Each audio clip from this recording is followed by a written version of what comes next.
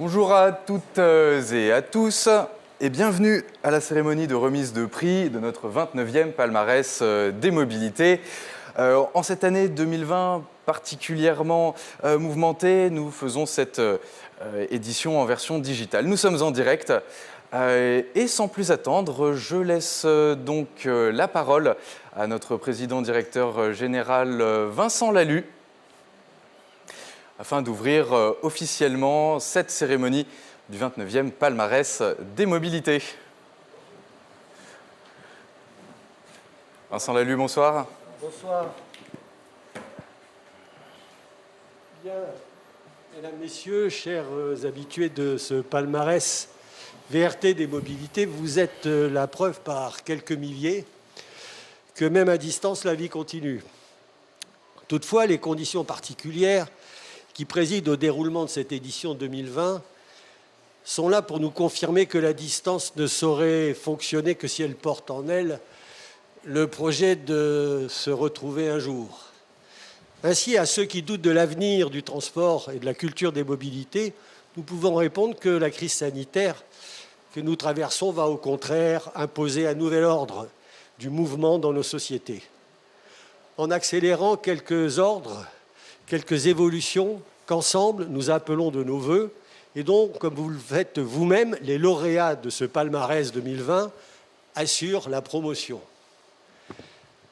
Ainsi, l'aménagement des villes, la montée en puissance de la motorisation électrique en milieu urbain, le vélo, les autres modes doux, l'accélération des chantiers de transport collectif, l'arrivée de l'hydrogène sont autant d'aspects de la demande publique qui ont fait partie des dossiers rescapés de la crise sanitaire. Certes, le télétravail a pris une nouvelle dimension, mais le retour aux conditions normales de la vie active fera que les choses vont s'équilibrer et que le transport public continuera de figurer parmi les chantiers prioritaires du vivre ensemble. Aussi, je considère comme particulièrement nécessaire cette année, plus que d'habitude, de récompenser les villes et les métropoles qui ont mérité de figurer au tableau d'honneur de ce palmarès 2020 des mobilités. Mais avant de vous présenter ces lauréats, je voudrais remercier, encore plus que d'habitude, nos partenaires qui, avec nous, ont accepté de jouer le jeu de ce palmarès en forme d'émission de télé, prouvant ainsi qu'une crise n'est jamais fatale. Merci donc à SNCF, Keolis, Transdev, Masteris, Banque des Territoires, Caisse des Dépôts, Carsan HCI et Cyclable. Merci Vincent Lalu, PDG de Villerail et Transport.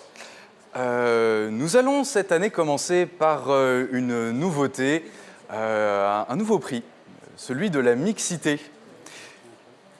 Et tout d'abord, en avant-propos, je souhaiterais accueillir Marie-Xavière Vauquiez sur le plateau. Marie-Xavière, vous êtes présidente fondatrice de l'association Femmes en Mouvement. Vous êtes également déléguée à la FUB et vous êtes bien sûr la présidente de notre jury. Bonjour. Bonjour Nicolas. Alors, pouvez-vous me dire quelques mots sur l'origine de ce prix et pourquoi est-ce qu'il a été implanté au sein du palmarès ? Alors, donc l'année dernière, en fait, Villerail et Transport m'a fait l'honneur de me demander d'être présidente du jury. Et quand on a remis les prix, donc à peu près à cette époque-ci, il y avait beaucoup d'hommes en fait dans la salle et il y avait beaucoup d'hommes dans les plateaux d'intervenants. Et étant la présidente de Femmes en Mouvement, je me suis dit que c'était peut-être un prix qui manquait, un prix de la mixité. Et donc j'ai lancé ça un peu spontanément, on va dire. Oui. Et puis après, l'année 2020 est arrivée, un peu plus chamboulée que ce qu'on imaginait au mois de décembre l'année dernière. Et il s'avère qu'on a repris cette idée et on a réussi à la mettre en œuvre. Et donc voilà, donc c'est comme ça que ce prix s'est rajouté. Et on en est très fiers parce que je pense que c'est quelque chose qui manquait et qui en 2020, donc Femmes en Mouvement a 5 ans cette année, je pense que voilà, pour les 5 ans de Femmes en Mouvement et en 2020, c'est bien que ces initiatives-là soient récompensées. Et nous l'avons donc créé. Merci Marie-Xavière Vauquiez, présidente de notre jury et présidente de Femmes en Mouvement. Pour remettre ce prix, j'appelle désormais Camille Dumont, qui est chef d'équipe à Paris 12 chez Cyclable, à me rejoindre sur le plateau, ainsi que Édouard Hainaut, directeur général France de Transdev. Vous pouvez vous asseoir tous deux et si vous le souhaitez, retirer vos masques. Bonjour. Bonjour. Bonjour. Édouard Hainaut, pourquoi remettre aujourd'hui ce prix de la mixité et quelles actions Transdev a-t-il entreprises dans le sens de ce prix? On est là par conviction, de manière essentielle, puisque la mixité homme-femme chez Transdev, c'est déjà une réalité et on s'est donné des objectifs. Premier objectif, c'est d'avoir 50% de femmes dans le top exécutif du groupe d'ici à 2025. Premier objectif aussi, parce qu'il est au même rang pour moi, c'est d'avoir 30% de femmes conductrices. Conductrices de bus, conductrices de car, conductrices de tram. Et ça, c'est une réalité qu'on transforme aussi à travers le centre de formation pour l'apprentissage. Nous avons créé le premier en France dans le domaine du transport à Saint-Étienne. Et on a une promo qui, globalement, respecte la mixité. On est à 40-60 dans la première promo. Mais notre objectif, c'est dans la durée de recruter des jeunes, de recruter des gens dans l'insertion avec le respect d'une mixité réelle. Et puis également, dans les comités de direction, notre enjeu, notre ambition, c'est d'avoir plus de 30% de femmes dans les comités de direction. Aujourd'hui, dans le comité de direction France de Transdev, on est à peu près à 40%. D'accord. Et c'est déjà une belle avancée face à, comme le disait Marie-Xavière Vauquiez, un monde du transport que l'on qualifie souvent de masculin. Il y a 28% des femmes sont conductrices dans de nombreux réseaux aujourd'hui. Par exemple, vous prenez le réseau de tramway d'Avignon, 28% de femmes. Vous prenez les réseaux de bus en moyenne ont 20 à 25% de femmes. Donc ce qu'on veut, c'est monter un cran supplémentaire. Très bien, merci beaucoup Édouard Hainaut. Céline Dumont, vous représentez Cyclable. Qu'évoque pour vous ce prix de la mixité? Alors déjà, c'est un grand honneur de pouvoir remettre ce prix de la mixité au nom de toute la famille Cyclable. Pour nous, la mixité, elle est très importante. Cyclable, c'est un réseau de 55 magasins en France qui accueille tout type de clients, aussi bien hommes que femmes. Le vélo a joué un rôle important dans l'émancipation de la femme. Cyclable y accorde une importance aussi bien aux clientes, donc les femmes qui viennent en boutique et qui cherchent à s'équiper d'un vélo, mais aussi bien du côté des boutiques, du côté du siège. Et le but, c'est vraiment de proposer un accès à toutes les femmes, quelle que soit leur recherche, que ce soit un transport de famille, transport professionnel, vélo taf, etc. Et qu'elles puissent aussi en boutique ou au niveau du siège des administrations rencontrer des interlocutrices féminines et se sentir à l'aise. Très bien. Une question peut-être davantage liée à votre activité. Comment bien choisir son vélo dans ce cas? Alors, Cyclable accompagne les cyclistes dans leur trajet au quotidien, quelle que soit leur demande, que ce soit du vélo cargo, du vélo électrique, du vélo de voyage. Et on tient en boutique à pouvoir informer, orienter tout type de cyclistes pour qu'ils puissent aussi bien en termes de vélo qu'en termes d'équipement trouver leurs souhaits, les accompagner dans leur projet. D'accord. Merci à tous les deux. Il est temps de révéler le lauréat de ce prix de la mixité, qui est une première cette année. Et c'est Transdev qui le recevra pour son escape game organisé en région Bretagne. Transdev. Félicitations.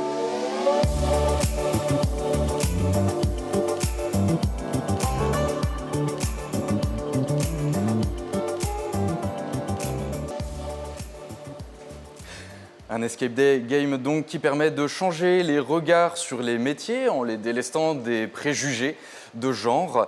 Pour nous en parler, nous écoutons Sophie Chacron qui est DRH au pôle Bretagne, Pays de la Loire, Centre Val de Loire chez Transdev. Bonjour à toutes et tous. Nous sommes très heureux, très honorés avec Yann Bachelot, directeur de Transdev CAT22, d'avoir remporté le prix de la mixité 2020. Nous remercions chaleureusement le jury. Notre projet, Arrêt demandé pour l'emploi, est le reflet de l'engagement de notre groupe Transdev en tant qu'entreprise citoyenne sur le sujet de l'égalité femmes-hommes et de la mixité d'une manière élargie. En 2019, nous avions signé un accord avec nos partenaires sociaux au sein de l'un de nos réseaux, Transdev CAT, et nous avions la volonté à l'issue d'aller à la rencontre du territoire breton, des habitants du territoire breton, pour leur proposer une expérience différente, concrète, autour de l'accès à l'emploi des femmes. Nous avons mis en œuvre une expérience ludique, apprenante, itinérante, qui a vocation à faire émerger à travers le jeu les compétences non genrées des participantes et des participants pour favoriser, accélérer et simplifier leur accès à l'emploi. Nous remercions l'ensemble des acteurs de ce projet, nous remercions nos partenaires. Merci à Rendez-vous Nomade, Laure Prima et Mathilde Panel pour l'animation de nos rendez-vous Arrêt pour l'emploi. Merci à Frédéric Pont-de-Mer, chef de pôle Égalité des droits et innovation sociale au-delà de la région Bretagne, pour son soutien technique et financier sur l'ensemble de nos opérations. Merci à la Banque des Territoires Bretagne. Nous avons le plaisir de vous annoncer que nous pourrons vous retrouver dès le mois de janvier sur 2 nouvelles opérations, Arrêt demandé pour l'emploi à Saint-Malo et à Dinan. Merci encore et à bientôt. Le prix donc mixité décerné à Transdev, que l'on remercie chaleureusement pour ses initiatives. Il est temps donc de passer au prix mobilité durable. La mobilité durable donc, où nous récompensons les meilleures réalisations au-delà de la communication dans le sens du développement durable. Nous avons 3 nominés pour ce prix. Nantes pour le lancement de son service de covoiturage intégré au réseau urbain. La communauté d'agglomération du Boulonnais pour son service de location longue durée des vélos électriques. Et Strasbourg pour l'installation des stations-service sur ses pistes cyclables. Pour remettre ce prix, j'accueille avec moi sur ce plateau Gauthier Châtelu, directeur adjoint des départements infrastructure et mobilité à la Banque des Territoires, Caisse des dépôts. Gauthier Châtelu, bonsoir, rebonsoir. Bonsoir ou rebonsoir.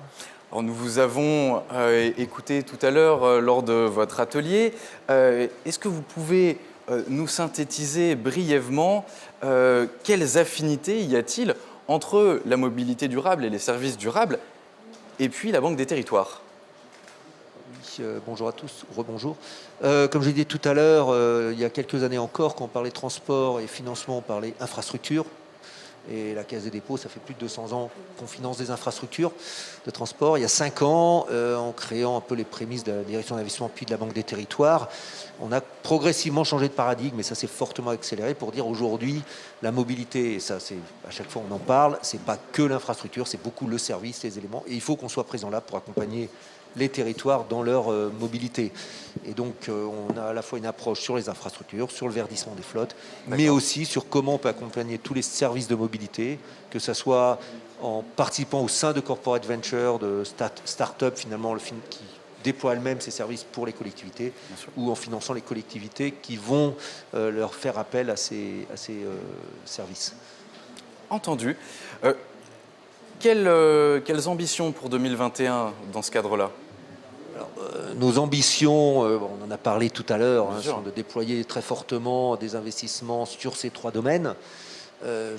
Voilà, c'est à la fois accompagner la rénovation des voiries, par exemple, pour faire, puisque vous parliez de vélo, pour les pistes cyclables. Ça va être aussi continuer d'accompagner, nous, les services et le déploiement de ces services. On a aujourd'hui dans notre portefeuille 2 ou 3 sociétés qui déploient du vélo en libre-service dans différents contextes. On a aussi une société qui fait du covoiturage, ECOV. On a plusieurs sociétés qui font de l'autopartage ou du véhicule partage avec toutes sortes de véhicules. Le but, c'est qu'elles déploient leurs services partout, qu'on s'appuie aussi sur France Mobilité, sur différents outils pour vraiment que toutes les collectivités puissent s'approprier, qu'elles soient petites ou grandes, parce que les solutions ne sont pas les mêmes, les problèmes ne sont pas les mêmes, mais elles ont toutes besoin d'avoir cette panoplie de services mobilité. C'est ce qui est attendu par la collectivité, par leurs concitoyens. Et il faut qu'on c'est ça qui permet d'avoir des services au plus proche des besoins réels il faut avoir cette panoplie sous la main. On ne prendra pas tout à chaque fois. On peut avoir des endroits où le vélo est le plus adapté, peut-être du vélo électrique, parfois pas électrique.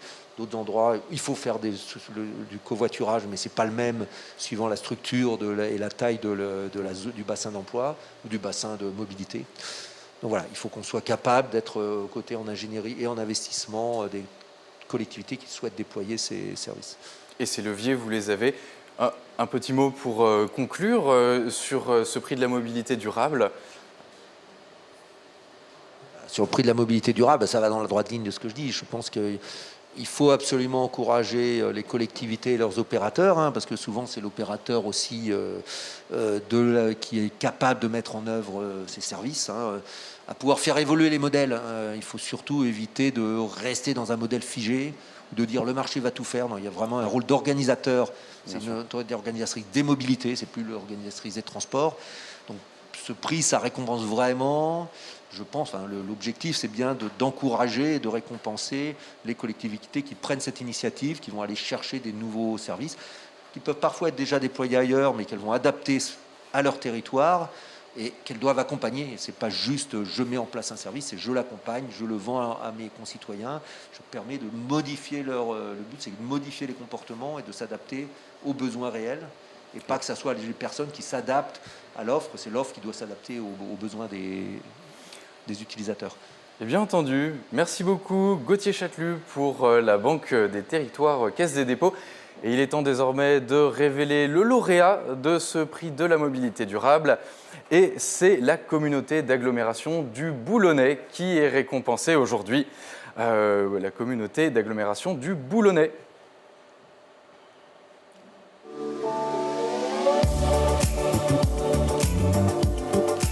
Merci. Alors, allez-y, prenez.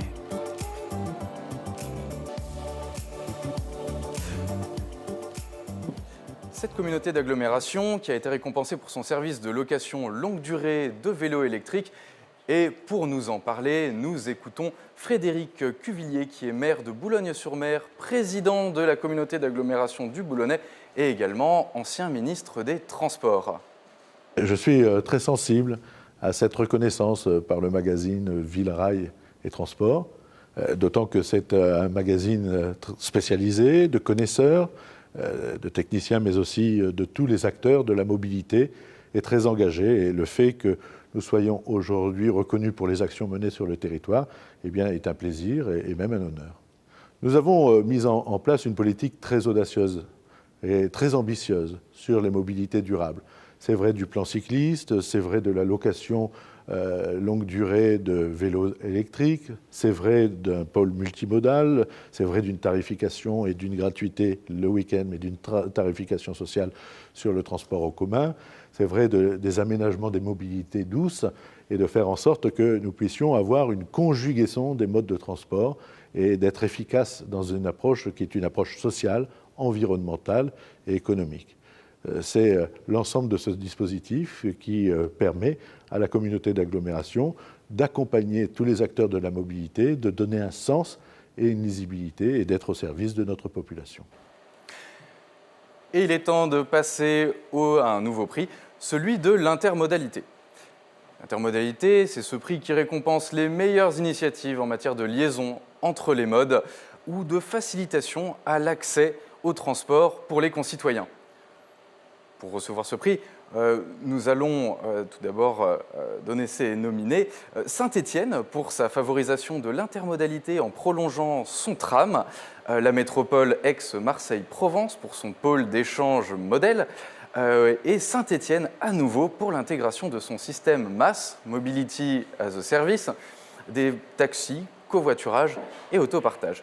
Pour remettre ce prix donc, j'appelle à nouveau Édouard Hainaut, directeur général France chez Transdev, à me rejoindre sur le plateau. Édouard Hainaut, rebonsoir. Pour un groupe comme Transdev, qu'est-ce que cela évoque l'intermodalité ? Alors j'allais dire exactement le contraire de ce qui m'est arrivé pour arriver chez vous. Des connexions faciles. Oui. Être en capacité de gagner du temps et utiliser un maximum de modes pour gagner du temps. Ça, c'est la clé. Je pense qu'il faut éviter de perdre du temps en utilisant les transports. Si parce qu'il n'y a pas de fréquence, si parce qu'il n'y a pas suffisamment d'offres, si parce qu'il n'y a pas d'informations précises, si parce qu'au niveau du pôle d'échange, on ne se repère pas facilement et on perd du temps, on renonce à quitter sa voiture personnelle pour utiliser les transports publics. D'accord. Et en tant qu'opérateur, donc vous avez plusieurs axes qui dépendent de ces liaisons entre les modes. Pouvez-vous me dire, dans un premier temps, par rapport au BHNS, ces fameux bus à haut niveau de service, puis dans un second temps, par rapport au train et au ferroviaire en général, comment est-ce que vous voyez cette intermodalité? Alors on peut connecter les deux, c'est-à-dire on peut voir le réseau ferré comme un réseau structurant et on peut voir les CHNS, les cars à haut niveau de service ou les bus à haut niveau de service comme des éléments qui vont permettre de rejoindre ces réseaux structurants. Comment ça marche? C'est la capacité à rejoindre un parking relais en vélo, en moto, avec sa voiture individuelle. C'est avoir une offre de service aux heures de pointe qui vous permet, par exemple, dans le cas de Brie-sous-Forges, dans le sud parisien, toutes les 5 minutes, d'avoir un car à haut niveau de service. Donc vous avez de l'offre, vous avez de la fréquence, donc vous ne perdez pas de temps. Vous continuez votre mobilité en étant assis avec du Wi-Fi. Vous pouvez travailler, vous pouvez dormir et vous rejoignez la gare de Massy-Palaiseau et vous rejoignez le réseau structurant. Avec un dispositif de ce type qui a convaincu au début 1000 et puis très rapidement 2000 et 3000, plus de 3000 personnes par mois, chaque personne gagne 13 heures par mois dans sa mobilité en ayant ce dispositif. Ça, c'est un élément clé. Donc, il y a des connexions, il faut qu'il y ait des connexions physiques, qu'elles soient connectées, synchronisées. Il faut que les fréquences fonctionnent. Il faut que l'information voyageur soit connue et anticipée. Et ce qui permet d'avoir ce qu'on appelle une mobilité sans couture, qui vous facilite le déplacement et qui vous donne envie d'utiliser les transports collectifs.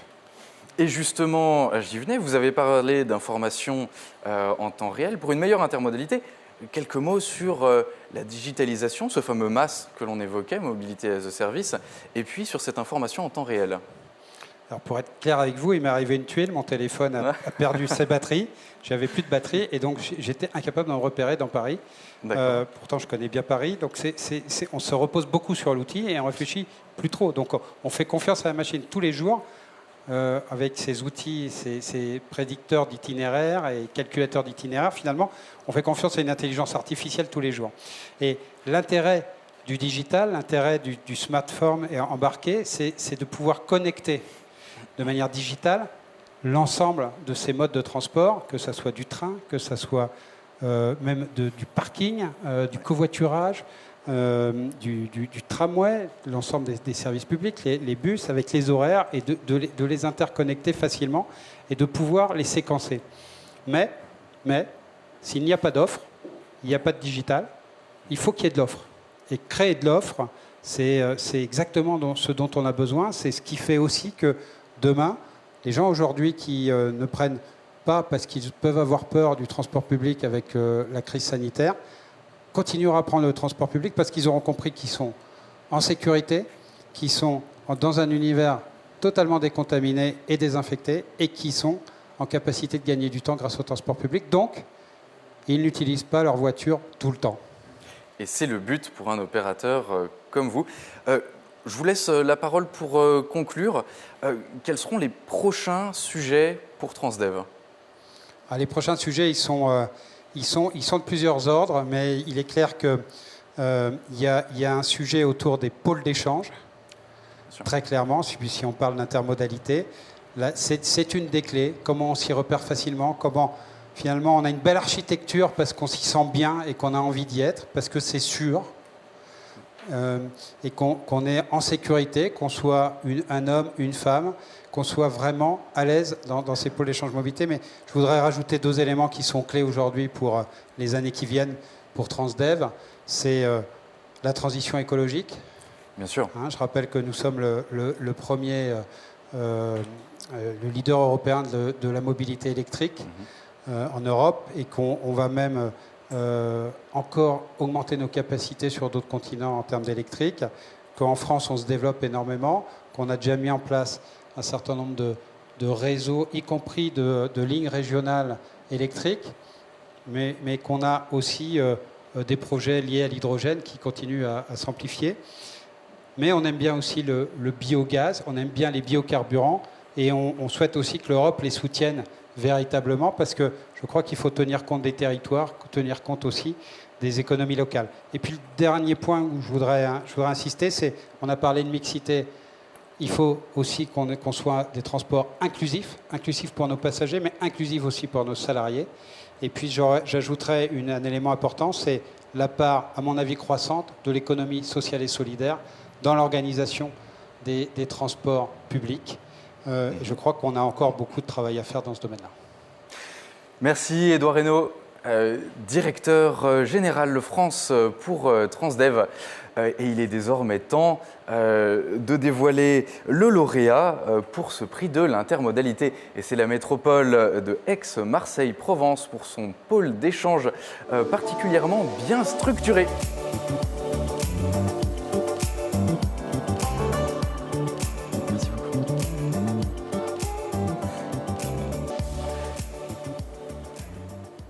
Pour la métropole d'Aix-Marseille-Provence, nous écoutons Henri Ponce, vice-président à la métropole Aix-Marseille-Provence, délégué au transport et à la mobilité durable. Bonjour à vous toutes et à vous tous, très heureux d'être parmi vous, un système de visioconférence pour recevoir le prix du magazine Ville, Rail et Transport, récompensant notre ville et par là même la RTM, qui a été moteur sur ce projet-là, de pôle d'échange multimodal, car nous sommes sur la métropole Aix-Marseille-Provence, donc je suis le vice-président à la mobilité, très intéressé, et même je dirais plus que cela, par le fait de développer tout type de transport sur une métropole qui fait plus de 2 millions d'habitants. Donc je voulais remercier très sincèrement la RTM pour son implication dans ce projet-là, ainsi que sa présidente, Madame Katimina, et Monsieur donc, Hervé Beccaria. Voilà, merci beaucoup. Le pôle d'échange multimodal de la Fourragère se situe à l'est de la ville, en terminus de la ligne 1 du métro de Marseille. Il est desservi également par 4 lignes de bus et il est équipé d'un PPUSR de 500 places. Et ce parking relais était systématiquement saturé très tôt dans la matinée. Il fallait donc concevoir, à l'initiative de la métropole, un système multimodal qui permette de proposer des solutions complémentaires pour garantir et assurer le dernier kilomètre des voyageurs, puisque 27% d'entre eux rejoignaient la ligne 1 du métro à la Fourragère en voiture. Alors, nous avons donc engagé à l'initiative de la métropole des groupes de réflexion avec des utilisateurs. Ça nous semblait essentiel pour définir une solution nouvelle, une réflexion sur les moyens complémentaires qui pourraient être mis à leur disposition pour faciliter le déplacement en direction du pôle de la Fourragère. Ces groupes de travail se sont tenus en 2018 et au final, nous avons équipé le site d'un parc à vélo, vidéosurveillé, équipé d'une station de réparation. Nous avons installé également un système de véhicules en location courte durée, véhicules électriques, des véhicules en free floating, dans le cadre de partenariats que nous avons noués avec ces opérateurs, et puis également une station de trottinettes. Nous avons revu l'ensemble des voies de circulation vélo et les cheminements piétonniers. Évidemment, toute cette offre est détaillée sur l'appli RTM et les abonnés bénéficient de réductions pour les solutions complémentaires à l'offre habituelle de transport proposée par la RTM. Bonjour à tous, c'est un réel plaisir pour moi d'être avec vous aujourd'hui en tant que présidente de la RTM pour recevoir ce prix intermodalité pour ville, rail et transport. La RTM, c'est le principal opérateur de mobilité de la métropole Aix-Marseille-Provence. La RTM intervient sur la ville-centre, Marseille, et également sur des communes de la métropole. La RTM, c'est 900 000 voyageurs par jour. La RTM se veut innovante, la RTM se veut différente, la RTM se veut novatrice. Merci à vous tous pour le magnifique travail qui a été réalisé sur cette belle métropole d'Aix-Marseille-Provence pour la mobilité. Merci à vous tous. Une bonne journée. Merci. Au revoir. Merci donc à la métropole Aix-Marseille-Provence. Il est temps de décerner le Grand Prix européen de la mobilité qui récompense une grande métropole européenne qui aura été particulièrement méritante sur le plan de sa politique globale de transport ou bien pour une réalisation en particulier. Pour ce prix, les nominés sont Hambourg pour son engagement résolu vers le zéro émission d'ici 2035, Manchester pour ses transports publics particulièrement performants ou Copenhague pour son dynamisme. Pour remettre ce prix, j'appelle à me rejoindre sur ce plateau Aloïs Boëlet-Soulet, directeur marketing et communication chez Masteris. Bonjour monsieur. Bonjour. Alors, pourquoi remettre ce prix Grand Prix européen de la mobilité? Qu'est-ce que cela évoque pour Masteris? Masteris, nous sommes une filiale du groupe SNCF et à ce titre, nous sommes spécialisés en maintenance et en ingénierie ferroviaire. Ce qui fait que de par notre domaine d'activité, on est amené à accompagner des clients qui sont des acteurs européens de la mobilité dans leurs problématiques d'optimisation de la performance de la matériel roulant, que ce soit du matériel roulant ferroviaire ou urbain. Entendu. Et comment, dans le cadre de ces matériels ou de ces services, comment est-ce que vous avez abordé la problématique de la transition énergétique? Alors, c'est vrai que la transition énergétique, en tout cas ce qu'on appelle le verdissement des transports ferroviaires, c'est une thématique à laquelle on est très sensible, notamment au sein du groupe SNCF, en tant qu'outil stratégique de la SA Voyageurs. On est amené à travailler sur des grands projets structurants pour l'avenir, et notamment sur des solutions technologiques qui visent à optimiser ou en tout cas à réduire les émissions de CO2 des trains, notamment en travaillant sur des solutions alternatives d'un point de vue technologique, comme le train hybride ou le train à hydrogène. Voilà ce qu'on essaye de faire, et c'est ce qu'on essaye on va essayer de relever justement ces défis dans l'avenir. On est en train de se structurer et de s'organiser au sein de Masteris, en renforçant nos équipes avec l'appui d'experts qui vont nous permettre justement de trouver les solutions les plus adaptées en matière d'optimisation des matériels roulants pour nos clients, pour répondre à ces problématiques d'avenir. Voilà. Entendu. Parce que de projets, le train à hydrogène, on en entend beaucoup parler. Quelques mots pour conclure sur la remise de ce Grand Prix européen de la mobilité? Oui. Alors, un dernier point par rapport justement à ces problématiques de maintenance à l'échelle européenne. Il faut savoir qu'en tant que spécialiste, nous avons obtenu en 2020 la certification entité en charge de l'entretien selon la nouvelle norme réglementaire européenne, 79-2019 pour ceux qui connaissent. Mais en tout cas, grâce à l'obtention de cette certification, nous pouvons agir à l'échelle européenne pour le compte de nos clients et leur proposer des prestations de haut niveau. Très bien. Merci Aloïs Boëlet-Soulet, vous travaillez chez Masteris. Et il est temps désormais de révéler laquelle de ces trois grandes villes sera le lauréat du Grand Prix de la mobilité européenne. Et c'est la ville d'Hambourg pour son engagement résolu vers le zéro émission.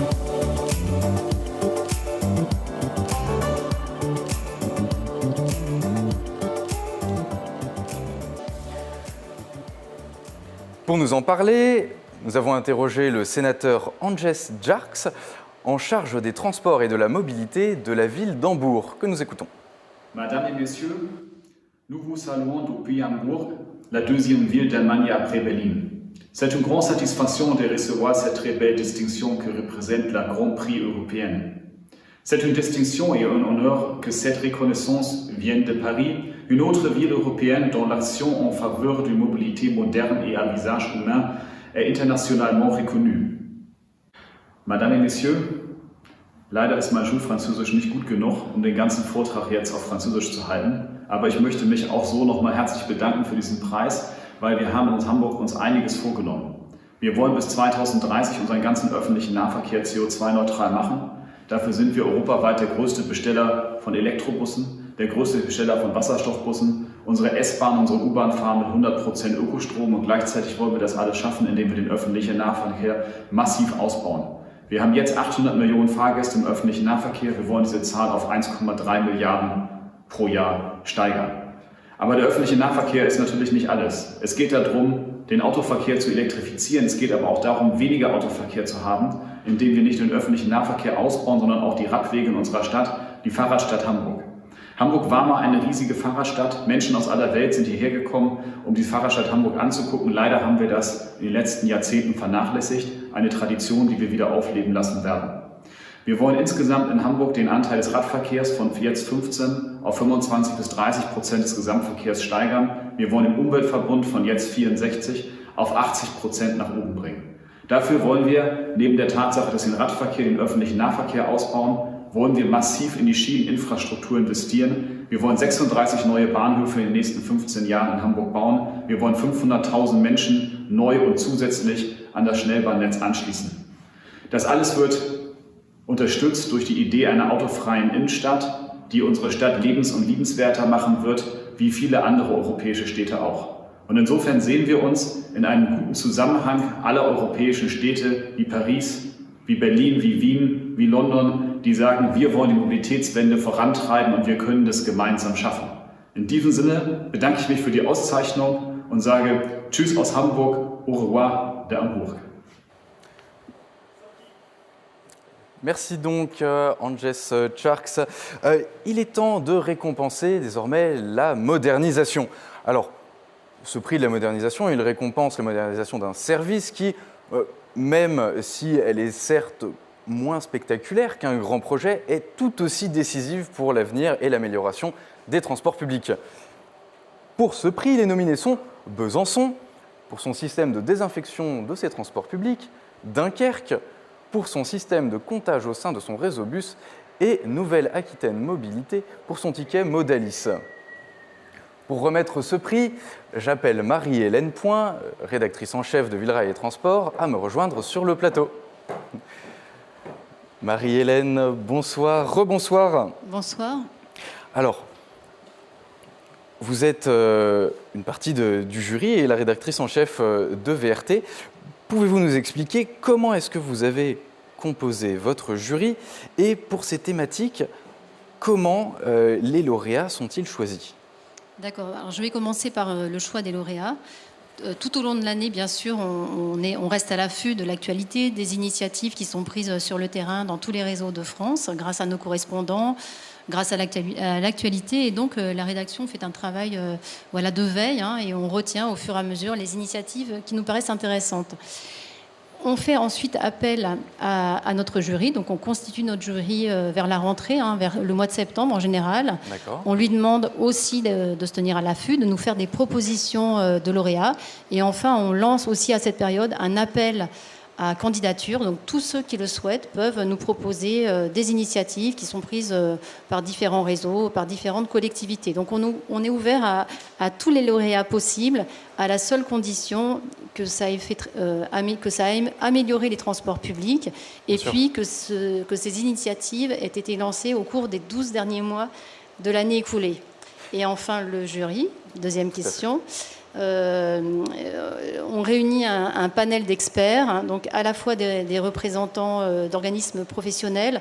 Je ne vais pas citer tous les noms parce qu'on les trouvera tous dans les pages du magazine de ce mois-ci. Mais donc les organismes professionnels, ce sont bien sûr l'UTP, le GART, Agir, des associations, la FNOT bien sûr, donc les usagers, la FUB, les usagers de la bicyclette, et FNE. Et enfin, des experts avec notamment un cabinet de consultants et puis bien sûr la rédaction de Villerail et Transport. Vous retrouverez tout le détail dans les pages du magazine. Et c'est bien noté. Bien, Marie-Hélène, il est temps de révéler le lauréat de ce prix de la modernisation et c'est le syndicat mixte Nouvelle-Aquitaine Mobilité qui est récompensé ici ce soir.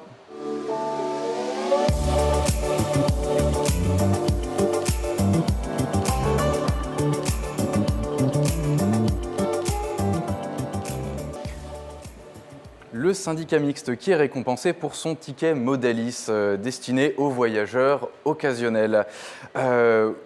Pour nous en parler, nous écoutons Renaud Lagrave, le président de Nouvelle-Aquitaine Mobilité.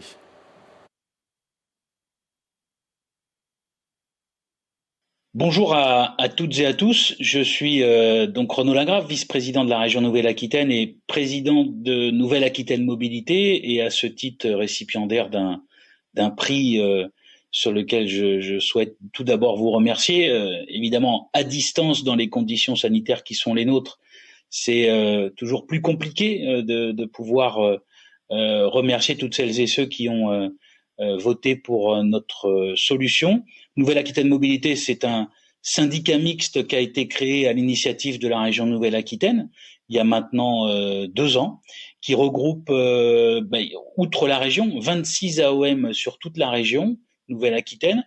L'idée de départ, c'était de se dire qu'il fallait qu'on ait finalement une structure qui permette de travailler sur les mobilités et non pas chacun dans son coin. Et Nouvelle-Aquitaine Mobilité a été créée pour ça et a permis finalement en 2 ans d'abord de se connaître, ce qui n'était pas forcément le cas auparavant, de partager tous les enjeux autour des questions de mobilité, et puis de faire en sorte finalement d'aller et de se diriger vers un MAS régional qui soit entièrement partagé à la fois par les AOM urbaines et la région Nouvelle-Aquitaine dans les compétences qui sont les siennes, notamment sur le ferroviaire, sur l'interurbain et puis sur, bien entendu, le transport scolaire.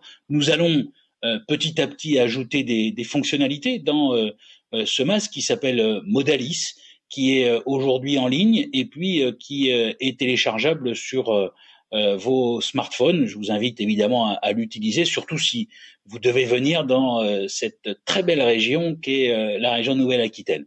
En tout cas, sur le prix, aujourd'hui, je voudrais à la fois à nouveau vous remercier et puis surtout vous dire quelle était l'ambition et notre ambition à travers finalement ce que nous avons mis en place à l'occasion des confinements, à savoir l'idée qu'au-delà de Modalis, il faut et il est nécessaire que les usagers, toutes celles et ceux qui empruntent nos réseaux, puissent avoir, au-delà du calculateur d'itinéraire, au-delà, je dirais, de tous les outils qu'on avait d'ores et déjà sur Modalis, eh bien, puissent véritablement acheter leur ticket sur modalis.fr ou sur leur application. C'est chose faite depuis maintenant quelques semaines, quelques mois, pour notamment les réseaux de cars de Nouvelle-Aquitaine, de la région, mais aussi pour des réseaux urbains. Il y en a déjà quasiment la moitié qui ont basculé, et les premiers chiffres sont à la fois très encourageants,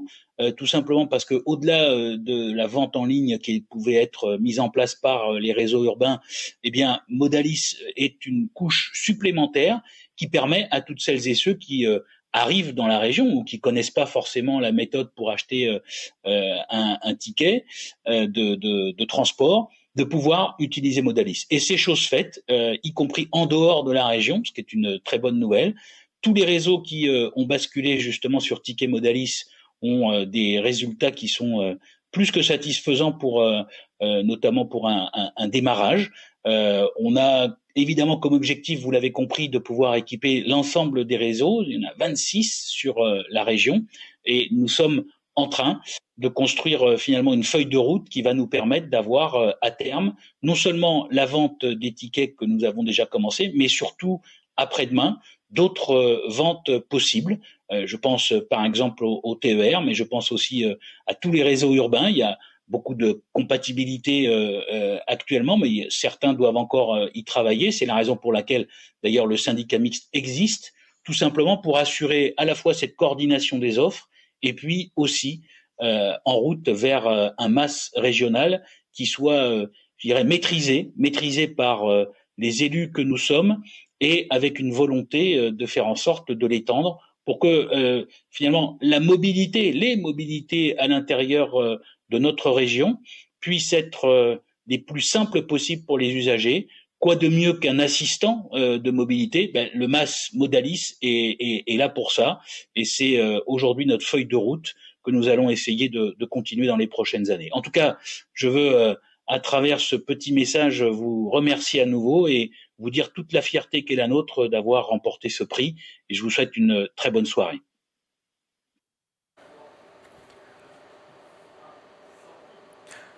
Renaud Lagrave, que nous remercions.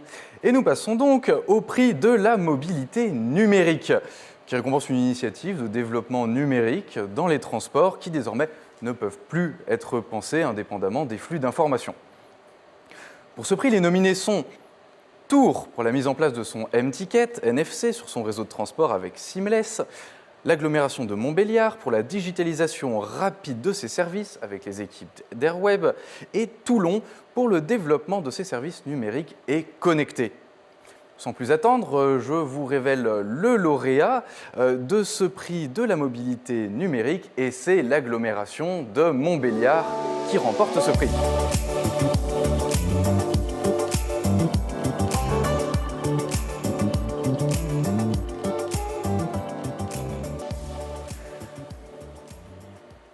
Pour nous en parler, nous écoutons Grégory Carmona, directeur Moventis du pays de Montbéliard, et Charles Demouche, président du pays Montbéliard Agglomération.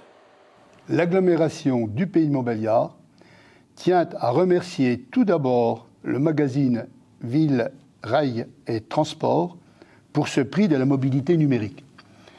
Merci surtout aux équipes qui ont contribué à cette digitalisation rapide et efficace des moyens de paiement sur notre réseau de transport. Je pense bien entendu aux équipes du réseau Evolity pour leur implication, à celle d'Airweb et bien sûr à celle de Pays de Montbéliard Agglomération. L'application Evolity Pass, qui est récompensée aujourd'hui, est à l'image de ce que notre agglomération a su mettre en œuvre durant cette période de crise. Un soutien à son territoire et à ses habitants, afin de leur apporter, avec beaucoup de réactivité, des réponses adaptées à leurs besoins. C'est aussi une étape importante dans la modernisation que nous avons engagée avec notre délégataire Moventia depuis la mise en service de notre nouveau réseau Evolity, qui a connu un lancement prometteur en 2019. Avec la crise de la Covid-19, nous avons eu la volonté de prendre les bonnes mesures face à l'arrêt de la vente de titres de transport afin de limiter les contacts entre personnes. Nous avons contacté Airweb, leader français du titre dématérialisé, qui nous a proposé une solution éprouvée. Mise en place en un temps record, une semaine après le confinement, la vente de titres de transport était de nouveau assurée. Nous ne pouvions pas nous arrêter en si bon chemin. 15 jours après, nous lancions l'application Evolity Pass, qui propose la plupart de nos titres, tels que le titre « Un voyage », celui-ci, le plus vendu sur notre réseau.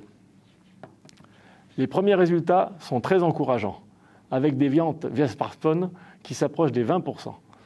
Après seulement 6 mois, nous sommes dans le peloton de tête de notre catégorie de réseau. L'application est un outil, et pour en tirer le meilleur parti, une forte dynamique commerciale est nécessaire et a été menée. Communication multi-support, réseaux sociaux, jeux concours, offres promotionnelles, e-boutique et implication de tous les personnels. Nous sommes aujourd'hui consultés, nos équipes sont consultées et devenues la référence pour notre partenaire Airweb. Une crise subie est ainsi devenue l'opportunité de faire un saut numérique significatif et durable pour le réseau Evolity, car la solution Evolity Pass est là pour rester. Merci encore à tous ceux qui ont œuvré autour de ce projet. Ce prix de la mobilité numérique est le leur. L'agglomération de Montbéliard, que nous remercions pour leur allocution. Il est temps de passer au prix de l'innovation, qui récompense une innovation dans le domaine de la technologie ou des services apportés aux voyageurs ou aux citoyens. Pour ce prix, les nominés sont Nevers Agglomération pour sa palette de services liés à sa billettique, Nîmes pour sa nouvelle ligne de bus hybride et enfin Pau pour ses bus à hydrogène. Pour remettre ce prix, j'appelle Arnaud Coiffard, directeur stratégie et innovation chez SNCF. Monsieur Coiffard, bonsoir. Bonsoir. Alors, dans un groupe comme SNCF, l'innovation, c'est quelque chose qui vous parle. Qu'est-ce que ça vous évoque ? Oui, tout à fait. Bonsoir Nicolas, bonsoir à tous. Donc, chez SNCF et encore plus chez e-Voyageurs SNCF, je vais revenir après, l'innovation c'est au cœur de notre ADN. Donc e-Voyageurs SNCF, nous on est en charge de gérer le digital client du groupe. Si c'est de l'information, si c'est de la distribution, digitale ou numérique, c'est nous qui gérons ces sujets-là. L'innovation, c'est au cœur de notre ADN dans les mobilités durables. On fête cette année un bel anniversaire qui est celui des 20 ans de Oui SNCF. Bravo. Qui s'appelait historiquement, merci, qui s'appelait historiquement voyagesncf.com, qui était une idée donc, qui a été lancée finalement en 2000 et auquel... peut-être que pas grand monde ne croyait à l'époque, dont le destin a été très fructueux. Et moi, je dis souvent, le propre d'une bonne innovation, c'est vite de ne plus en être une. Donc là, en l'occurrence, on a aujourd'hui un objet qui montre comment on a su avancer, changer le quotidien des Français. Et ce sont des choses que nous continuons à faire chez e-Voyageurs SNCF, notamment avec notre application Assistant SNCF. On a parlé aujourd'hui de MaaS et de Mobility as a Service. Et l'assistant SNCF nous permet de continuer à innover au service des territoires et des mobilités durables. Et justement, vous me parlez de l'assistant SNCF. Lorsqu'on parle d'innovation, on parle souvent de digitalisation, de MaaS que vous évoquez. Et je sais que vous avez du nouveau dans votre offre de transport public, notamment grâce à de nouvelles fonctionnalités sur l'assistant SNCF, concernant notamment les mobilités douces. Est-ce que vous pouvez nous en dire quelques mots ? Oui, tout à fait. Donc, c'est le propre des mobilités et de l'innovation, c'est que ça ne s'arrête jamais. Donc, on continue d'avancer. On a eu toute une série de sorties, on va dire, dans les derniers mois et l'année passée. On a rentré du taxi VTC avec Uber et avec la société Carou. On distribue le Pass Navigo et le ticket T+, en Ile-de-France. Et donc là, récemment, comme vous l'avez indiqué, on met à disposition désormais de nos utilisateurs et de nos clients l'information voyageur et la disponibilité d'un certain nombre de mobilités douces dans 6 grandes villes en France. Donc tout ce qui va être trottinette, vélo libre-service et d'autres types d'engins motorisés. Donc c'est aussi pour le coup une avancée assez forte. Et donc on continue et on va continuer d'animer et de rythmer ce pipe d'innovation dans les mois et les semaines à venir. Très bien. Sur l'assistant SNCF, pouvez-vous également me parler d'une autre nouvelle fonctionnalité qui est liée cette fois-ci à la billettique ? Oui, tout à fait. Donc on va annoncer un certain nombre de choses dans les jours et les semaines à venir autour de la billettique urbaine dans un certain nombre de territoires. Vous avez évoqué la société Airweb, qu'on connaît très bien, avec qui on travaille, qu'on a le plaisir d'ailleurs d'accélérer dans notre accélérateur de start-up e-Voyageurs SNCF. Et donc en effet, je vous fais un petit peu de teasing, on va attendre encore un tout petit peu, mais on a de belles annonces qui arrivent dans les territoires et dans la distribution de mobilité urbaine sur l'assistant SNCF. Parfait, et on les attend de pied ferme. Quelques mots pour conclure sur ce prix de l'innovation avant que nous révélions le lauréat. Écoutez, je pense que l'innovation, ça fait vraiment partie du monde des transports et du monde des transports urbains. La période que l'on vit est particulière, elle est particulière pour tout le monde. Je ne vais pas essayer de faire l'éternel optimiste, mais essayons d'y voir finalement aussi les ferments des innovations de demain. On voit que tout ce qu'on vit aujourd'hui nous challenge, nous oblige à inventer de nouveaux services. Espérons qu'on pourra en faire une force positive de progrès pour avancer dans les mobilités. Et c'est ce que l'on souhaite. Merci beaucoup Arnaud Coiffard. Il est temps de révéler le lauréat de ce prix de l'innovation et c'est Nevers Agglomération qui remporte ce prix.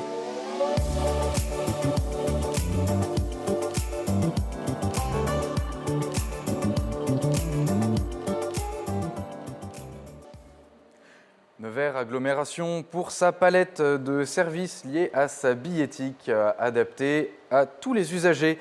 Pour nous en parler, nous écoutons Denis Thuriot, maire de Nevers et président de Nevers Agglomération. Bonjour à tous. Je venais en tant que président de Nevers Agglomération remercier le magazine Ville, Rail et Transport qui nous a décerné cette année le prix de l'innovation. Innovation, effectivement, en matière de billettique, puisque nous avons lancé de nouveaux valideurs sans contact au moment d'ailleurs du déconfinement, du premier déconfinement, mais tout cela est articulé avec une politique de nouveaux services, de nouveaux usages, d'achat en ligne via les smartphones, et également un post-paiement, c'est-à-dire l'achat, si on achète 10 tickets, eh bien, on a un tarif dégressif sur l'ensemble de ces paiements. Bref, de nouveaux services attendus par nos concitoyens dans l'ère du temps, dans l'ère du territoire intelligent. Je voulais également remercier les partenaires, évidemment Keolis, Actol, le CIC et la carte Visa qui nous permet d'offrir ce paiement sans contact bien utile par temps de crise sanitaire. Nevers Agglomération, plus que jamais, décidé à porter l'innovation dans tous ces domaines, et notamment dans le domaine des transports, y compris avec un partenariat qui est déjà engagé avec la société québécoise Netlift, qui travaille notamment sur des nouvelles solutions de covoiturage, à la fois scolaire, mais à la fois pour les trajets domicile et également lieu de travail. Donc voilà, nous sommes très honorés de ce prix et nous y voyons un encouragement dans notre politique de développement de l'innovation au service de chacun de nos concitoyens. Merci.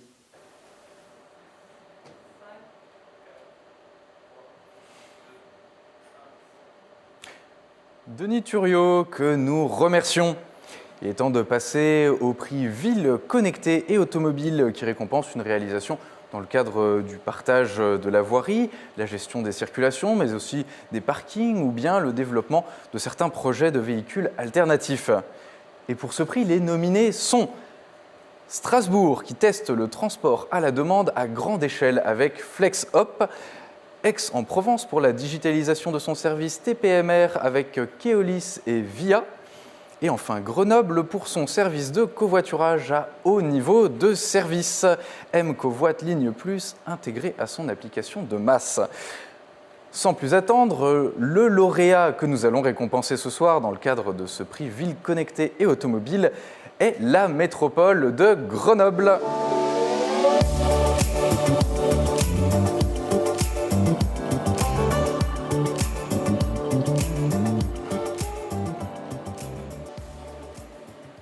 La métropole de Grenoble, donc, pour son service de covoiturage à haut niveau de service. Pour nous en parler, nous écoutons Sylvain Laval, le président du syndicat mixte des mobilités de l'aire grenobloise. Bonjour à toutes et à tous. Je souhaitais remercier Ville, Rail et Transport pour le décernement de prix sur notre service de covoiturage Ligne Plus qui a été mis en place récemment par le syndicat mixte des mobilités de l'aire grenobloise avec des débuts prometteurs malgré le contexte sanitaire que nous connaissons. Je tenais à rappeler l'importance de ce dispositif à la fois pour notre métropole, pour notre grand territoire du syndicat mixte qui comprend à la fois la communauté de communes du Grésivaudan, la communauté d'agglomération du Pays Voironnais et sur lesquels nous avons mis en place plusieurs lignes de ce service de covoiturage. Alors l'intérêt de ce service et son innovation, c'est qu'il est extrêmement souple et réactif puisqu'il n'y a pas nécessairement besoin de réserver pour l'utiliser. Un usager via une application, via un SMS peut indiquer son besoin et les conducteurs sont mis immédiatement en relation également via des panneaux lumineux, ce qui permet donc d'avoir encore une fois une grande rapidité d'usage de ce service. Nous sommes très honorés d'avoir eu ce prix aujourd'hui. C'est un encouragement à continuer dans le sens de cette politique et nous en avons d'autres et notamment une grande ambition en matière ferroviaire. Merci beaucoup pour ce prix qui récompense un travail de plusieurs années. Sur notre territoire, au niveau du Grésivaudan, nous avons donc structuré cet axe de covoiturage pour arriver à ce que les salariés qui vivent sur nos territoires périurbains, voire ruraux, puissent aller jusqu'aux zones principales d'activité de notre territoire. Et par ce système de M-Covoit Plus, nous souhaitons arriver à proposer un service haut de gamme pour arriver à ce que les salariés arrivent à laisser leur voiture en toute sécurité et acceptent de se lancer dans ce qui est un peu nouveau, cette histoire d'arriver à utiliser le service de covoiturage dans des circonstances de sécurité et de fiabilité. Ça vient un peu, je pense, récompenser l'action que nous avons menée depuis nombreuses années, puisque sur le Pays Voironnais, en 15 ans, nous avons aménagé 12 parkings relais qui viennent à la fois soit pour rejoindre des transports en commun, le rail, mais aussi le covoiturage. Ces parkings relais qui représentent plus de 2000 places et dont la croissance de fréquentation a été sans cesse de plus en plus importante. D'autres projets de parking sont à l'étude et j'espère les travaux pourront commencer en 2021. C'est des parkings notamment au niveau de Mauvernay, au péage de l'autoroute pour entrer sur l'autoroute en direction de Grenoble, mais aussi au péage de Vorep, où là aussi nous avons un projet en collaboration avec l'AREA de parking relais. La métropole de Grenoble que nous remercions pour sa participation. Il est temps de passer au podium avec tout d'abord le Grand Prix des villes moyennes. Pour ce faire, j'appelle Marie-Hélène Point à me rejoindre à nouveau sur le plateau, rédactrice en chef de Villerail et Transport. Marie-Hélène, nous rentrons sur le podium avec ce Grand Prix des villes moyennes. Pouvez-vous me dire en quoi ce podium diffère des prix thématiques ? Alors pour les passes d'or, d'argent, de bronze et pour le Grand Prix des villes moyennes, effectivement, on a d'autres critères. Là, on se base sur les chiffres que nous fournit l'UTP, l'Union des transports publics, et donc qui nous donne quelques indicateurs clés qui montrent la performance des transports publics. D'accord.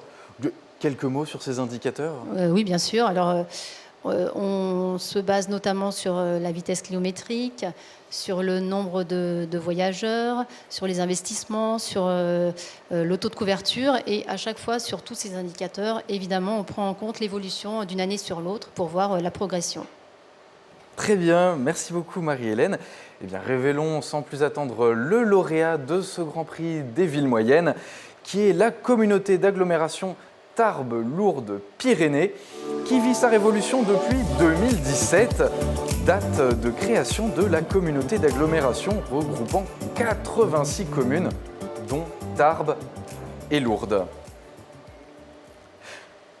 Pour nous en parler, nous écoutons Jean-Christophe Pédebois, président de la 3e commission infrastructure départementale et mobilité de la communauté d'agglomération Tarbes-Lourdes-Pyrénées.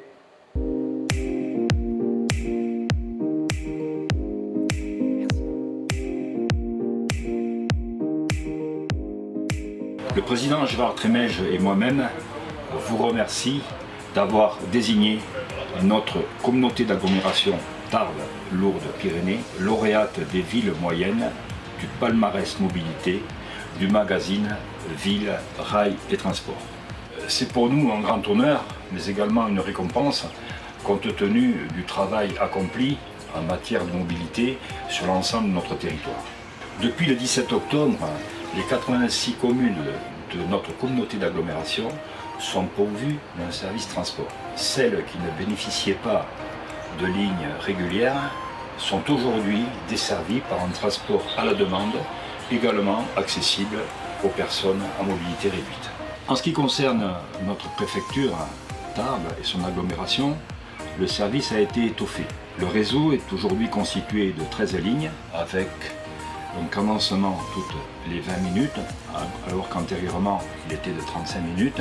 Et sur Lourdes, nous avons 3 lignes avec un cadencement toutes les heures, alors qu'antérieurement il était de 80 minutes. L'offre est également renforcée par des navettes électriques qui irriguent le centre de Tarbes et également à Lourdes, mais uniquement en période de pèlerinage. À partir du mois de janvier également, entreront en service 17 bus hybrides entièrement neufs, qui seront quand même beaucoup moins polluants que les bus traditionnels au moteur thermique. Tout cela se fait en tenant compte des contraintes environnementales et en proposant des solutions pour limiter les empreintes écologiques. C'est ainsi que nous avons sur Tarbes 4 stations de vélos électriques en libre service. Nous aurons également la même chose prochainement sur Lourdes. Nous développerons également au mois de janvier prochain un service de voitures électriques également en libre service. Il y aura 3 stations sur Tarbes et une station sur Lourdes. Également entrera en service un bus entièrement électrique fabriqué par Alstom qui sera affecté à la ligne Tarbes-Lourdes. Un bus 100% hydrogène sera également mis en service lorsque la station hydrogène sera opérationnelle.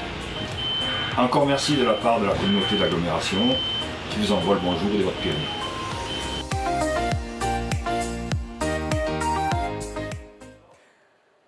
Et Nous continuons sur ce podium avec le pass de bronze.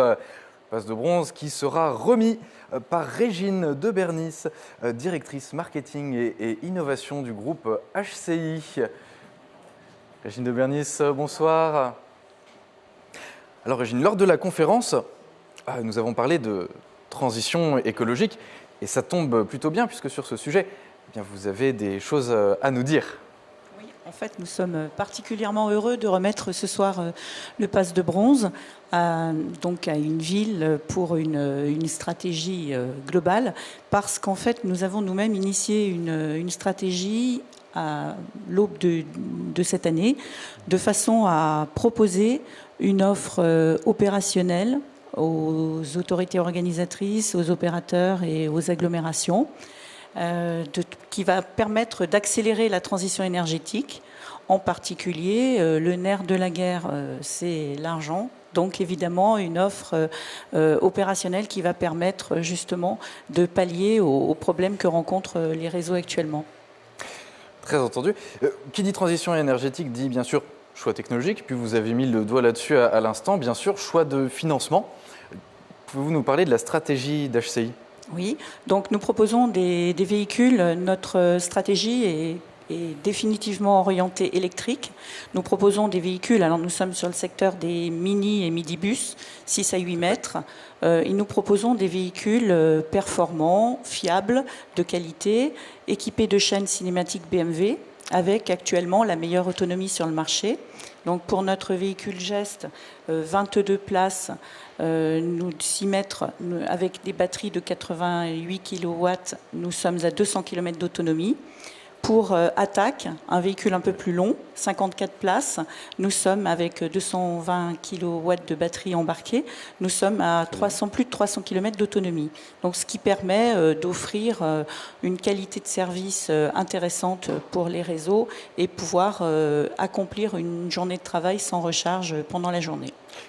Ça, c'était pour le choix de véhicules. Voilà. Désormais, le choix de financement. Le choix de financement. Donc, nous avons cherché un partenaire que nous avons trouvé avec Neotech Green Mobility pour mettre en œuvre une ingénierie financière qui nous permet de proposer une solution complète, clé en main, complètement sur mesure au réseau, avec une offre de location opérationnelle qui permet de faire l'économie en fait de l'investissement jugé communément assez lourd pour un véhicule électrique par rapport à un véhicule thermique et de devenir très rapidement rentable, donc avec un coût de pouvoir rouler électrique à un coût quasi identique au coût d'un véhicule thermique. C'est très encourageant pour les métropoles et plus petites agglomérations évidemment. Quelle est l'ambition d'HCI pour Horizon 2021 ? Alors, Horizon 2021, c'est bien sûr d'asseoir notre notoriété dans le secteur de l'électromobilité avec nos véhicules courts, mais également de s'acheminer tranquillement vers le lancement de véhicules plus longs, de 10 mètres, 12 mètres et 18 mètres. Merci beaucoup Régine du groupe HCI pour la remise du pass de bronze. Et il est temps de le remettre et de décerner le lauréat. Ce lauréat, c'est la métropole de Dijon.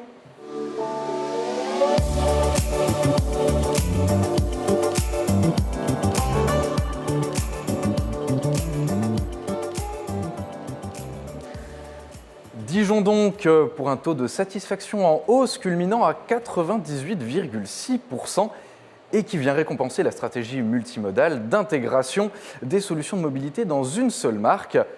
Divia Mobilité, débuté en 2017.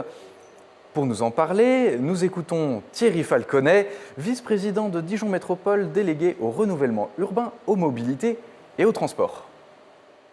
Bien, bonjour à toutes et à tous. Je voudrais, au nom du président François Rebsamen et des élus du Conseil métropolitain de Dijon, remercier le journal Ville, Rail et Transport de l'attribution de ce pass bronze, de ce prix qui vient récompenser la politique menée par Dijon Métropole en matière de mobilité. Je voudrais associer à ces remerciements, bien évidemment, notre délégataire de service public, Divia Keolis, avec lequel nous travaillons en très bonne cohésion et en très bonne intelligence pour offrir le meilleur service à nos concitoyens. Ce prix vient récompenser des efforts de longue date d'une collectivité pour une politique active et globale de mobilité, mais il prend une dimension toute particulière dans la période que nous vivons actuellement. Et nous savons que cette question des mobilités, elle est au cœur des préoccupations de nos concitoyens, aujourd'hui, pendant la crise sanitaire, mais demain, lorsque les choses iront mieux. Donc voilà, je voulais vous remercier chaleureusement pour l'attribution de ce prix et remercier une fois encore VRT pour nous avoir choisis. Merci donc à Dijon Métropole. Plus que 2 prix. Et nous passons au pass d'argent. Pour remettre ce prix, j'invite Frédéric Bavrez à me rejoindre sur ce plateau. Frédéric Bavrez, vous êtes directeur exécutif de Keolis et également PDG d'EFIA. Alors, merci d'être parmi nous ce soir. Vous remettez le pass d'argent. Pourquoi c'est important pour vous et pour Keolis ? D'abord, moi je voudrais en fait sincèrement remercier Villerail et Transport d'avoir maintenu ce palmarès. En fait, à des conditions qui sont celles de la pandémie, c'est à dire celles du distanciel. Et d'une certaine manière, j'y vois en fait un hommage à 2 des valeurs essentielles que les opérateurs en fait ont démontrées cette année, qui était une année exceptionnelle, qui est la continuité du service public et l'adaptabilité. On a souvent, lors du premier confinement, évoqué le fait que beaucoup de services publics s'étaient arrêtés. Et nous, on a une vraie fierté, effectivement, de constater que le service public de transport, il ne s'est jamais arrêté. Il a toujours effectivement fonctionné et il a notamment permis aux travailleurs de ce que l'on a appelé les premières et deuxièmes lignes de continuer à pouvoir aller à leur travail. Et je pense que la continuité du service public, c'est une valeur essentielle. Elle a été démontrée. Et l'adaptabilité, elle a été aussi démontrée parce qu'elle a d'abord été démontrée dans la capacité avec les autorités organisatrices à réduire l'offre de transport au moment où où la fréquentation était en berne, tout en étant capable en fait de délivrer, en particulier au personnel des établissements de soins, des hôpitaux qui étaient souvent en horaire décalé, des solutions de transport.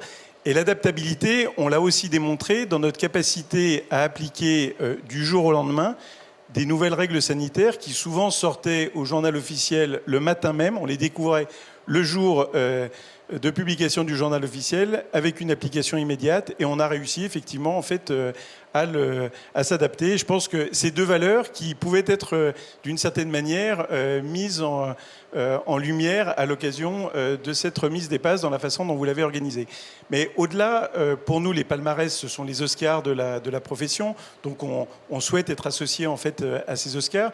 Et ma première pensée, elle va toujours en fait au personnel, aux hommes et aux femmes des réseaux qui ont été récompensés ou qui vont être récompensés ce matin.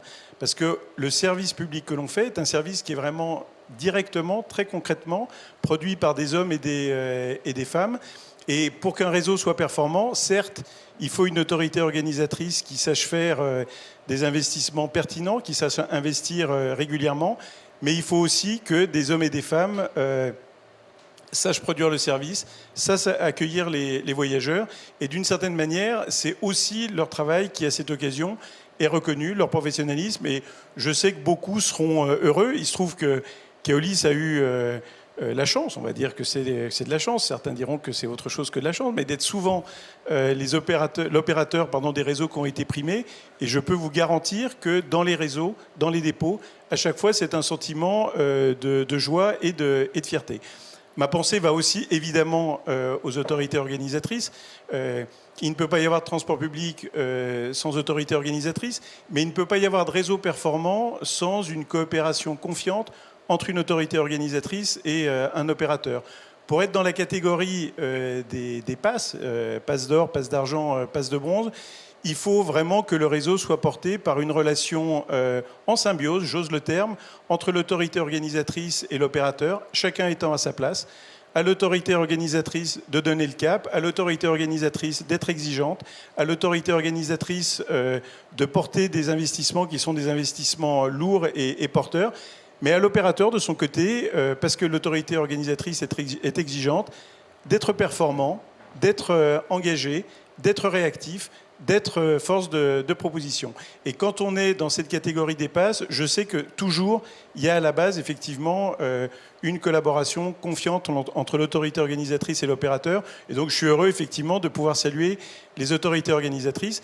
Et je sais que nous aurons besoin demain de nous retrouver aussi aux côtés des autorités organisatrices pour défendre le modèle du service public de transport. On sait que la pandémie lui a fait mal à ce modèle. Nous avons des ressources qui vont manquer au moment même où la mobilité partagée est de plus en plus attendue, parce qu'il faut répondre à un défi climatique, à un défi de pollution, à un défi de mobilité durable. Et donc, moins de ressources et un défi qui est plus grand, nous aurons besoin de notre intelligence collective pour arriver à relever ces défis.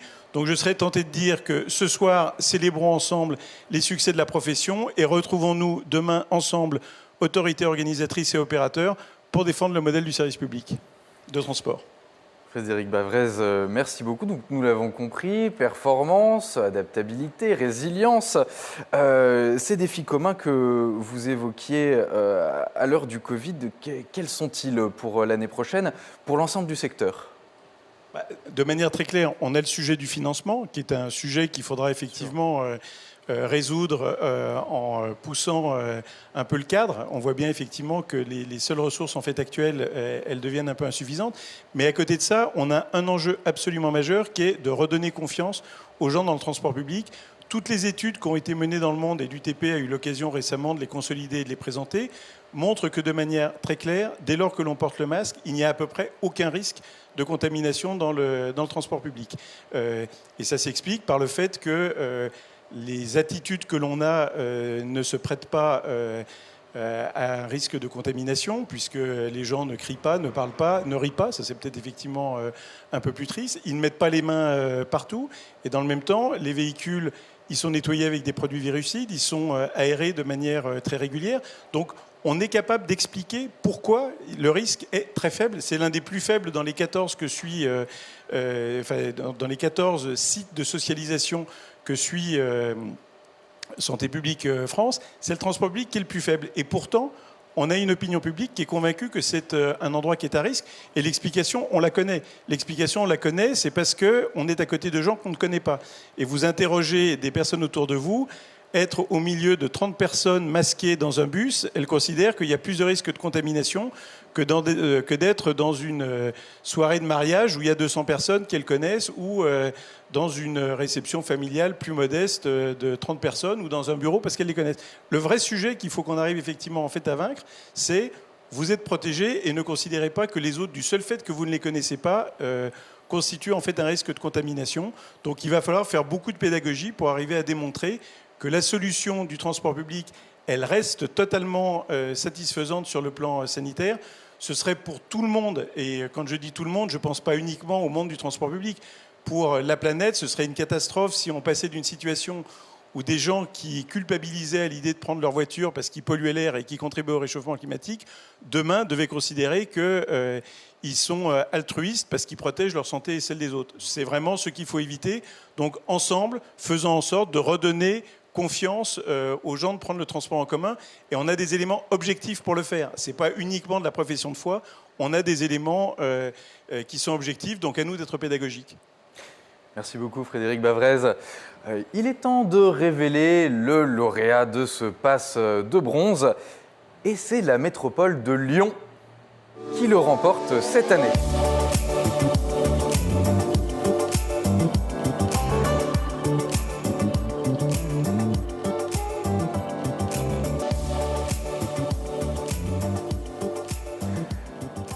La métropole de Lyon, donc, pour ses nouvelles lignes qui redessinent le paysage urbain, avec sa ligne de trolleybus C3, sa ligne de tram T6 et son service de TAD, transport à la demande. Pour nous en parler, nous avons Bruno Bernard, le président du Citral.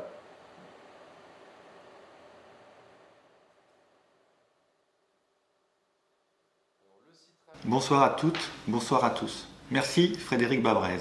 C'est avec beaucoup de fierté que nous recevons aujourd'hui ce prix qui vient récompenser la politique volontariste menée depuis de nombreuses années par le Citral. Le réseau TCN a enregistré 500 millions de voyages en 2019 contre 480 millions en 2018. Nous allons poursuivre les efforts engagés pour faciliter l'accès à tous aux services de transport public et réduire les inégalités territoriales et sociales. Notre objectif prioritaire est de lutter contre la pollution de l'air et de proposer des solutions durables pour faire face aux nombreux enjeux climatiques du territoire. Nous venons de voter la gratuité du réseau transport en commun pour les plus précaires et prochainement, ce sont près de 100 bus électriques ou en gaz naturel de ville qui seront mis en service sur les différents réseaux du Citral. Nous présenterons également au mois de décembre notre plan de mandat. C'est un plan de mandat ambitieux de 2,5 milliards d'euros d'investissement, soit le double du mandat précédent. Nous allons construire plusieurs lignes de tramway et de bus à haut niveau de service pour mailler nos réseaux et proposer une réelle alternative à la voiture individuelle. Merci à Ville Rail et Transport pour l'organisation de ce 29e palmarès. Je vous souhaite une très belle soirée, aussi illuminée que celle de Lyon en ce jour de 8 décembre. Merci donc à la métropole de Lyon pour ce passe d'argent. Il est temps de passer au dernier prix que nous allons récompenser ce soir, le passe d'or de notre palmarès des mobilités pour sa 29e édition. Et pour cette 29e édition, nous invitons Vincent Lalu, président directeur général de VRT, à nous rejoindre sur le plateau.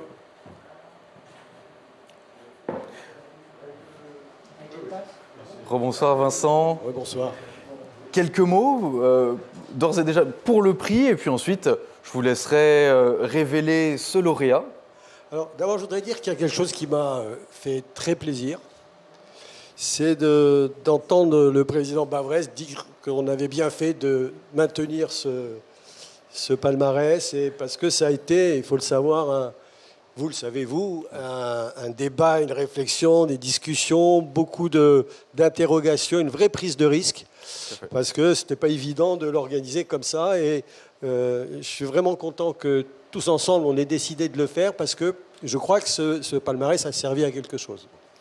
Donc voilà, et j'espère que ça permettra de continuer à développer ce rendez-vous qui me plaît. Ça fait 29 ans maintenant qu'on fait ça. D'ailleurs, dans les premiers lauréats, il y avait Dijon. Le lauréat de ce soir m'intéresse beaucoup aussi, pour une raison qui est très, très particulière. C'est que je crois que la sanction première de la démarche du transport public, c'est quand vous remplissez vos rames, vous remplissez vos bus, vous remplissez que votre offre est comprise par le public et croît. Et le vainqueur de ce soir, en pleine période compliquée, il a explosé sa progression. Et non seulement il a explosé sa progression, mais c'est pour des raisons qui sont en plus très intéressantes.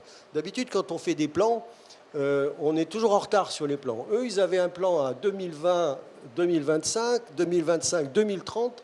Et c'est grâce à ce plan qu'en 2019, ils ont commencé à profiter des effets de ce plan pour avoir une croissance moyenne de la fréquentation entre 6 et 7% dans l'année sur l'ensemble des modes. Et ça, c'est très bien. Donc, je vous laisse dire qui c'est maintenant. Alors, on arrête avec le teasing, donc. Et le lauréat est Toulouse Métropole.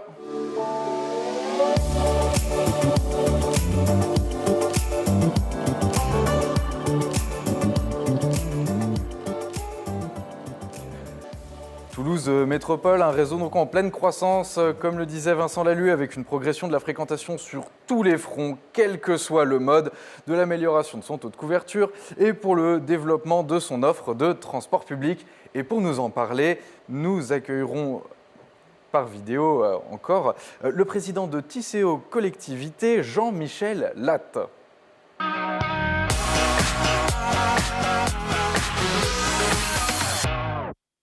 Bonjour, Tisséo Collectivité est très honoré de recevoir le passe d'or attribué par VRT. C'est très important pour nous parce que ça valorise notre réseau. Alors Tisséo, c'est quoi? C'est un réseau qui regroupe 108 communes avec 4 intercommunalités. C'est un réseau qui regroupe plusieurs modes de transport, 2 lignes de métro, 2 lignes de tram, 10 linéos. Ces linéos sont des bus à haut niveau de service et 133 lignes de bus ordinaires, plus des parcs vélos, toute une série d'installations que l'on retrouve dans la plupart des grands réseaux. Le projet mobilité de Tisséo 2025-2030 est, à part le Grand Paris, le plus ambitieux de France. 4 milliards d'euros qui seront affectés à la réorganisation du réseau, avec en particulier de grands projets. La 3e ligne de métro, bien entendu, cette ligne très longue qui va faire 27 km et 21 stations, qui va permettre de relier le monde économique au domicile des salariés concernés. Donc tout ce projet est un projet majeur de notre projet mobilité. Puis derrière, il y a beaucoup d'autres projets. En 2021, on inaugurera le fameux téléphérique Téléo, le téléphérique toulousain, qui va permettre de créer une très grande transversale sud en mixant le téléphérique pour passer par-dessus la colline de Pêche-David et ensuite des lignes bus rapides qui vont permettre de relier les grandes communes de l'agglomération.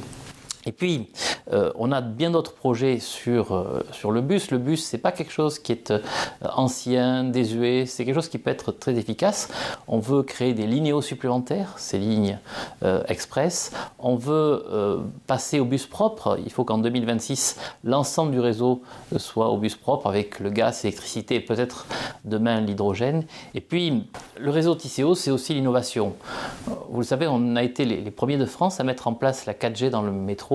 C'est un service très apprécié, mais on a aussi tout un travail qui est fait sur les valideurs et bien entendu sur l'application. On est sur la fameuse mobilité intégrée, le MaaS. C'est quelque chose de très important et qui tracera ce que sera notre réseau dans les années qui viennent. Alors je voudrais terminer avec un petit clin d'œil occitan à nos 2 co-finalistes. Fifinalo m'agradario de felicitar Loret de Liones per son pas d'argent et Loret de Dijon per son pas de bronze. Je félicite le réseau de Lyon pour son pass d'argent, je félicite le réseau de Dijon pour son pass de bronze. Ce sont 2 réseaux qui sont pour nous importants et on regarde comment ils travaillent, comment ils avancent, parce que c'est en travaillant en collaboration que les choses avancent. Merci vraiment pour ce prix et à très bientôt.